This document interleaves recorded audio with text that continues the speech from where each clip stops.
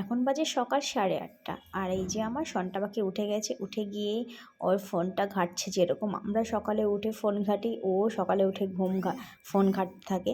তারপর সকাল সকাল চলে এসেছিলো একটা পার্সেল, তো সেটা তোমাদেরকে আমি পরে দেখাবো। আর এখানে আছে একটা বোনের জন্য নিয়েছিলাম ড্রেস, যেহেতু ওর বার্থডে আসছে তাই। আর তারপরে স্নান করে নিয়েছি, স্নান করে চলে গেছি আমার সন্টা পাখির জন্য খাবার বানাতে। তো এই যে আজকে আমি বানাচ্ছি হলো ওর জন্য কই মাছের ঝোল। সকাল সকাল রজত কই মাছ নিয়ে এসেছিলো, তো কই মাছে ভীষণ কাটা, তাও ও নিয়ে এসছে ছেলের জন্য, আমাদের জন্য। তো এই যে ছেলের জন্য আলাদা করে আমি এই মাছটা হালকা করে একটু ভেজে নিয়েছি।